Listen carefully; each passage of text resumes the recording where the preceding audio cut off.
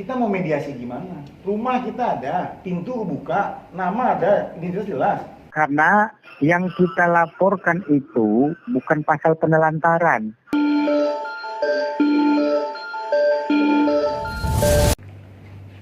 Saya, kuasa hukum, beserta dengan keluarga, tidak menjustifikasi siapapun nih. Ini saya kasih ilustrasi ya.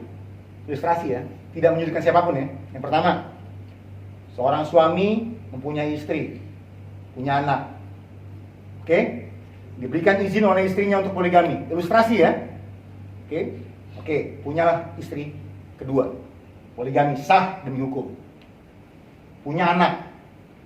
Nauzubillah min dzalik, kemudian hari suami ini jatuh miskin dan harus tinggal di luar negeri pada saat itu, dengan kondisi yang sangat memprihatinkan. Nah, istrinya pergi nih sama anaknya. Dan istri ini telah menikah 3 kali setelah dari pria ini. Ini kayak novela ilustrasi aja. Tanggapan kita ilustrasi aja. Oke? Nah, sekarang saat sang laki-laki ini telah bangkit didampingi oleh anak dan istrinya, istri ini hadir, namun tidak memberikan anaknya. Hadir juga minta tanggung jawab, tapi setelah nikah 3 kali. Jadi kami tidak ingin menanggapi, hanya ingin mengilustrasikan saja, tapi tidak menjustifikasi siapapun. Oke, yang terakhir, kami kuasa hukum dan keluarga menyampaikan ucapan dari keluarga adalah terima kasih support yang sebesar-besar dari wartawan juga, halayak ramai masyarakat atas support selama ini. Namun kami memohon dengan sangat untuk sudi kiranya mempertimbangkan sebelum mempublikasikan, dikarenakan memang saat ini beberapa anak dari klien yang memang masih di bawah umur tertekan dengan ada peristiwa ini. Tertekan memang. Dan kami, sekali lagi saya menegaskan, peristiwa itu, pernikahan itu ada memang. Sah memang. Ya Mas ya? Ada memang. Tapi dengan tegas, saya telah memberikan pandangan hukum kepada klien juga, bahwa kasus anak dan cerai itu tidak dapat dipublikasikan demi hukum. Jadi kalau ada orang yang mempublikasikan, ya mungkin kami anggap itu kehilafan semata atau kurangnya baca buku semata. Itu aja. Yang terakhir, kami menghimbau kepada seluruh pihak, baik pihak yang kelihatan dan makhluk gaib pun, agar berhenti untuk mencari atau membuat berita buruk terkait yang menyerang klien kami. Apabila masih ada 3 hari dari press conference ini, kami akan menempuh gugatan hukum. Dugaan penelantaran anak. Nah, itu seperti apa Bang tanggapannya? Apa ada penelantaran anak? Katanya tidak dikasih nafkah juga kan selama ini. Ya. Bang, mungkin nambahin dulu Bang sedikit sebelum jawaban itu. Nah, tadi kan bilang istri keduanya ini meninggalkan suami ya? Saya ilustrasi ya bro? Iya, Justifikasi, Nah, oke. dalam ilustrasi itu sudah terjadi perceraian belum sebelumnya? Gini, karena kami mengilustrasikan, oke, saya rasa laporan tersebut sudah ada lawyer dari keluarga, namun bukan saya yang tunjuk. Tapi mungkin saya mewakili keluarga, dan saya juga bukannya mengurangi tawadu saya juga praktisi hukum. Oke. Kalau namanya anak ditelantarkan itu dari umur perpisahan perceraian, bukan pas anak itu lewat mumayyiz. Mumayyiz itu dalam Islam itu lewat masa akil baliknya. Ini udah 17 tahun dilaporin penelantaran. Yang mana yang telantar? Emak yang telantar, anak yang telantar. Nah itu, jadi saya nggak mau lewat lebih jauh, karena itu memang udah ada lawyernya, itu aja sih. Iya, soalnya kan dugaannya kan dari Baik. awal, dari Iya. lahir tidak diberi Iya. nafkah itu. Sampai akhirnya sempat ke LPAI dan akhirnya melapor ke polisi kan jalurnya.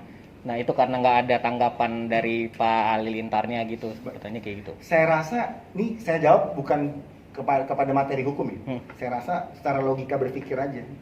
Itu laporan dari Oktober kalau nggak salah sih, dipegang oleh rekan saya juga dari Oktober.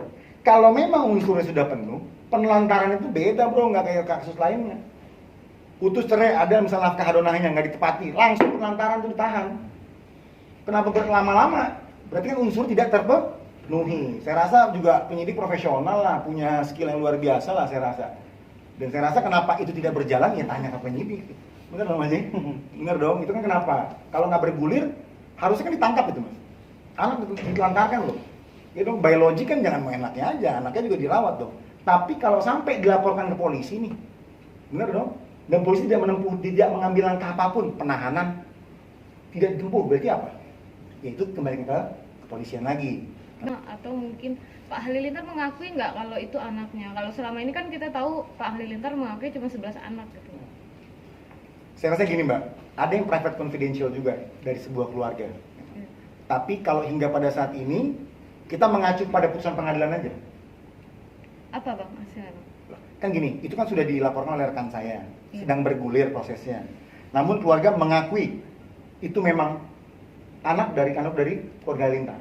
Memang, tapi untuk lebih dalam, mohon maaf kata mohon hormat, saya rasa setiap keluarga punya polemik masing-masing, dan itu juga anak mungkin kondisi psikisnya harus kita jaga juga gitu. Dan saat ini juga kondisi dari klien juga punya anak yang masih kecil juga. Saya rasa kami mohon kepada rekan media untuk dijaga itunya ya sih.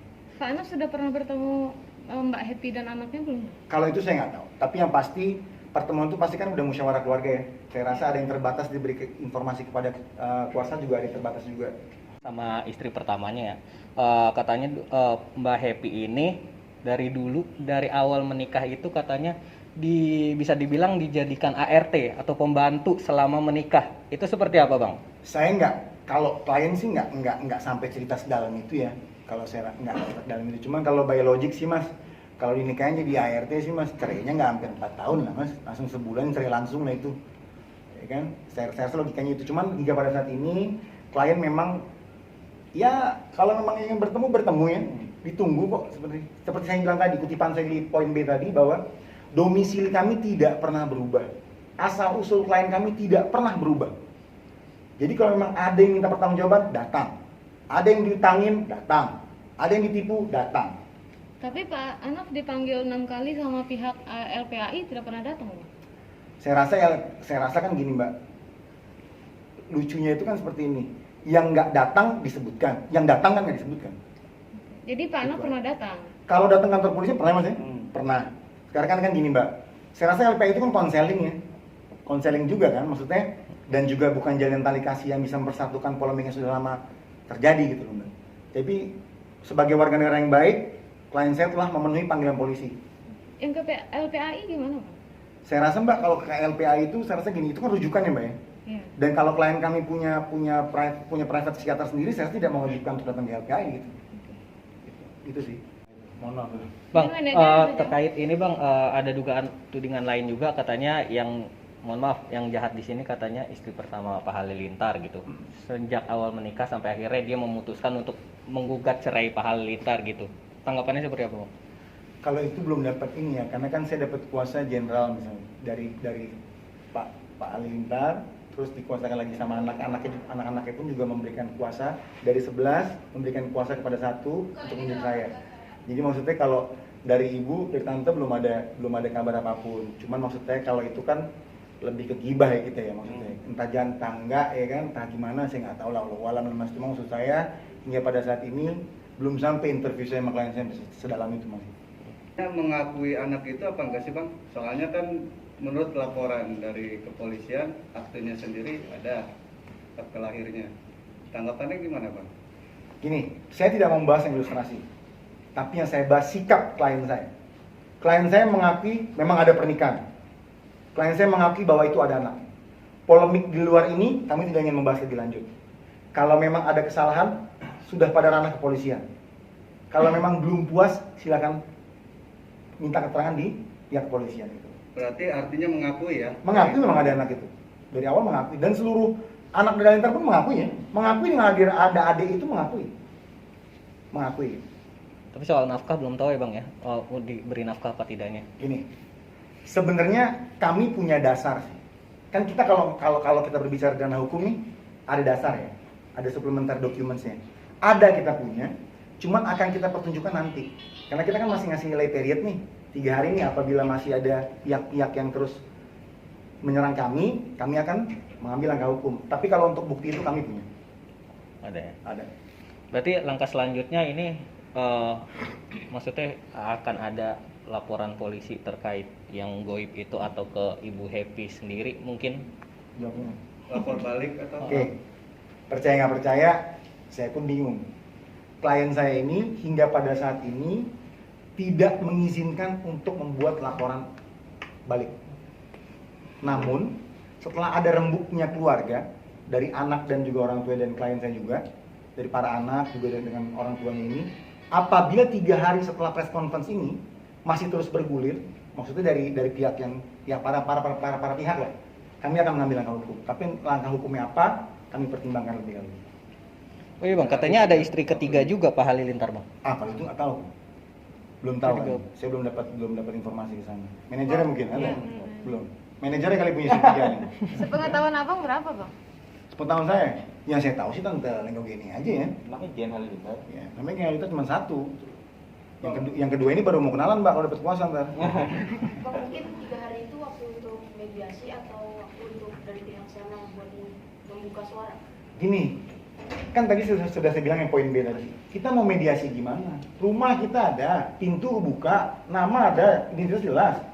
Mau mediasi gimana? Jadi 3 hari ini setelah ada preskon ini, kan kita udah ngambil sikap nih. Ya dong, kita udah utarakan. Kalau masih bergulir terus nyerang, memojokkan ya kita akan ambil sikap. Cuma sikapnya apa ya tergantung gimana ya? Tergantung dari klien lah. Tapi nafkah pernah dikasih bang? Ada lah bang, masa enggak? Makanya saya bilang, ada kan segini. Saya nggak mau mengikuti game dari makhluk gaib itu. Dia ngomong ada sangkut paut, tapi kan nggak ada buktinya. Saya akan ngomong nanti, tapi saya tunjukin buktinya. Gitu. Jadi kalau dia nunjukin bukti, saya tunjukin bukti. Jadi biar sama-sama enak gitu. Karena ini saya masih mempertimbangkan klien saya masuk ranah hukum apa enggak, bukti saya keep dulu. Gitu aja. Tapi kalau buktinya ada. Ada ya? Tapi pernah ketemu bang sama anaknya? Pernah ada. Dokumentasinya juga ada kok. Cuma nanti kita tunjukkan. Ada fotonya, ada di pesantrennya, ada nanti kita tunjukkan. Ada semua. Oke. Bang mewakili keluarga. Ada pesan apa, titipan apa, omongannya? Ya mudah-mudahan media lebih inilah ya, lebih berimbang dalam memberitakan ini kan, karena memang betul kata Bang Radit tadi, kita kan punya anak-anak kecil gitu ya, yang sekarang lagi berperan, memang mengharumkan nama bangsa gitu kan. Di sisi lain anak-anak lagi berkarya gitu kan. Ujaran kebencian itu luar biasa, memang mengganggu lah ya secara psikis dan psikologi anak-anak. Selain itu curhat apa aja bang? Udah cukup lah, nanti diwakili sama Bang, Bang Radit. posisi keluarga sekarang di mana bang? Di Jakarta, di luar negeri kah bang? Ya kalau teman-teman lihat vlog-vlog segala macam kan masih di luar. Bang, berarti Itu aja ya. terkait ucapan abang agar media bisa berimbang, berarti nggak menutup diri untuk biar maksudnya kita untuk bertanya-tanya terus ya. Kadang kan Atta sendiri kan selalu bungkam untuk saat ditanya. Ini saya mau jawab. Saya menyampaikan atas nama klien saya permohonan maaf yang sebesar-besarnya. Bukan tidak bermaksud untuk menjadi enemy dari media. Bagaimanapun juga profesi dari klien saya ini juga adalah harus jadi media darling. Karena bagaimanapun juga ya rekan media ini juga ibaratnya saudara yang tidak sedara dengan klien saya, sewajibnya akan profesinya. Namun memang adanya berita-berita yang gini memang cukup mengganggu psikis mereka. Karena ada orang yang mentalnya kuat menghadapi hal ini, ada yang tidak. Mewakili Atta dan Torik, mungkin yang lain-lain, Sai juga, semuanya mohon maaf, tapi hingga pada saatnya nanti mereka akan muncul kok. Oke. Halo Bang. Iya. Iya. Bang, saya mau, tadi kan pihaknya Pak Halilintar lakukan jumpa pers. Terkait yang pelaporan dari Ibu Happy. Nah, pengacara itu tidak menyebutkan kronologinya secara jelas, tapi dia hanya mengilustrasikan. Karena dia tidak mengerti. Aku mau minta tanggapan aja pokoknya. Jadi dia mengilustrasikan kalau ada seorang suami istri menikah, tapi ketika si suaminya saya tidak suaminya jatuh dengan analogi yang dia buat. Begini Mas. Saya tidak mau ambil pusing terkait dengan analogi yang dia buat.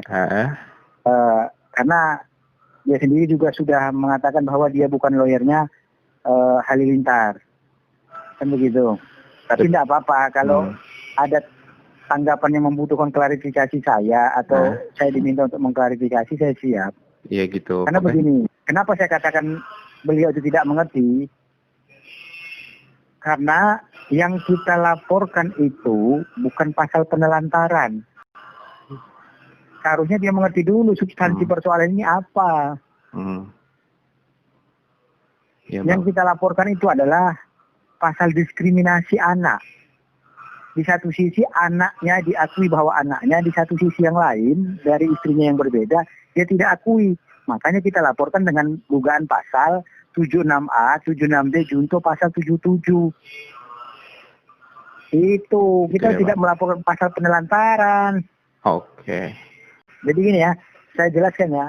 Tolong dicatat baik-baik, saya jelaskan supaya teman-teman media menjadi paham. Begini, masalah ini muncul ketika Halilintar ini mengklaim bahwa anaknya 11.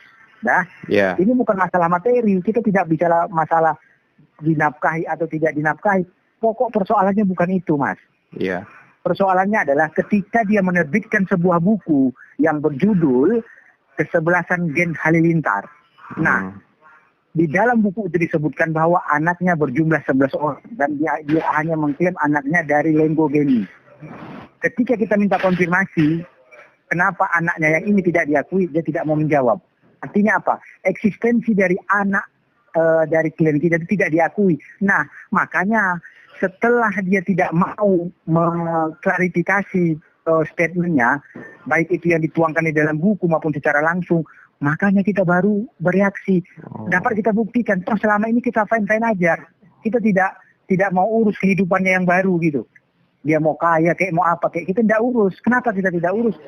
Kita ambil pusing. Nah, ketika dia mengklaim anaknya 11, baru klien kita keberatan. Gitu, Mas. Oke. Oke, Bang. Lalu Lalu sebuah laporan analogi itu ilustrasi yang rekan saya sampaikan itu pengacara Halilintar itu tidak nyambung. Oke. Berarti itu ya Bang udah terjawab ya Bang? Yang soal Iya. ilustrasi itu. Oke.